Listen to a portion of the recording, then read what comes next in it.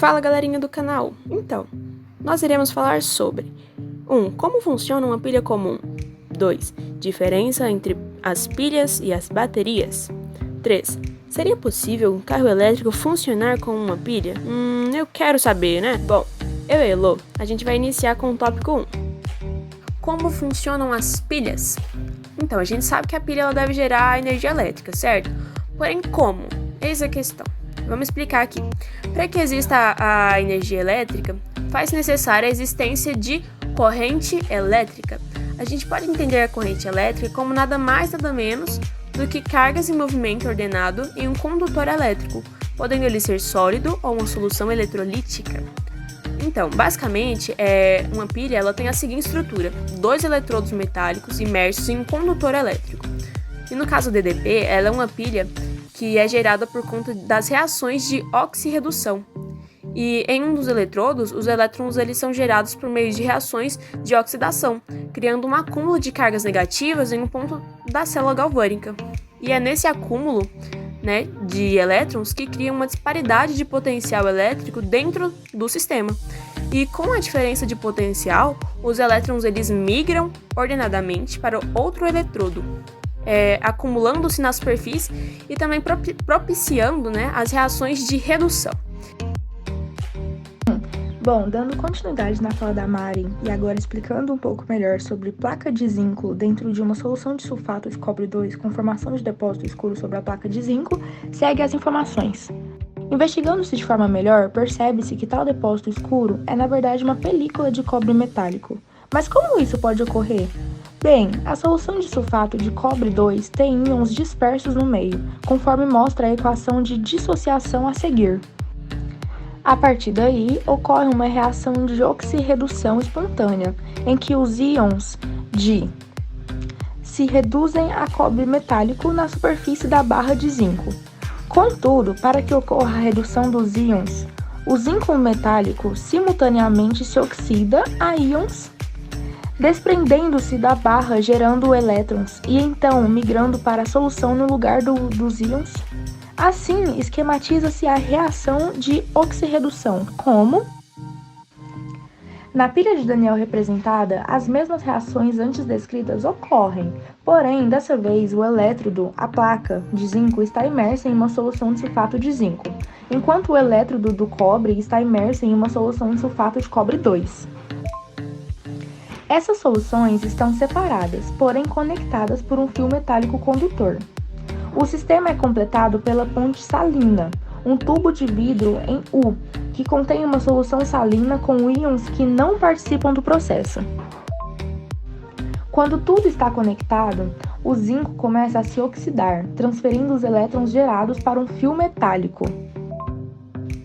Esses elétrons acumulam-se na superfície do elétrodo de cobre, atraindo assim os íons presentes na solução. E então temos a redução desses íons na superfície metálica. Esse sistema gera uma diferença de potencial de 1,10 volts, a qual é suficiente para acender uma pequena lâmpada. Ao perceber a lâmpada acesa, temos a certeza de que está tendo condução de corrente elétrica no sistema. Com o passar do tempo, como o zinco metálico vai se transformando podemos perceber que o elétrodo de zinco tem sua massa reduzida, ao passo que, como os íons, vão se transformando em cobre metálico. Porém, perceber que o elétrodo de cobre tem sua massa aumentada. O elétrodo de zinco, local da pilha em que ocorre a reação de oxidação, é chamado então de anodo. O elétrodo de zinco, local da pilha em que ocorre a reação de oxidação, é chamado então de anodo. Já o elétrodo de cobre, local da pilha em que ocorre a reação de redução, é chamado de cátodo. Essa nomenclatura de anodo e cátodo é muito utilizada em eletroquímica, por isso seu conhecimento é essencial. Oi, eu sou a Marina e hoje eu vou diferenciar para vocês as pilhas e as baterias. Ambos são dispositivos em que reações de oxirredução transformam energia química em elétrica. São estudados em um ramo da eletroquímica. A diferença delas é que as pilhas são formadas de 2 elétrodos, onde ocorrem semi-reações de redução e oxidação, além de um eletrólito, que que é uma solução condutora de íons. Já as baterias são formadas por várias pilhas ligadas em série ou em paralelo. As baterias produzem uma corrente elétrica muito mais forte do que as pilhas. Além disso, as pilhas e as baterias podem ser divididas em primárias, que são as não recarregáveis, e secundárias, que são as recarregáveis. Então, mas é possível um carro elétrico funcionar com pilha? Sim, mas não é essa pilha que você está pensando. A pilha que a gente usa em carros é uma pilha chamada de pilha de combustível, que usa o gás oxigênio e hidrogênio para produzir uma corrente elétrica. Essas pilhas, elas não são recarregáveis como baterias, mas elas são reabastecidas. E o único problema desse meio, né, dessa pilha, é a extração do hidrogênio, porque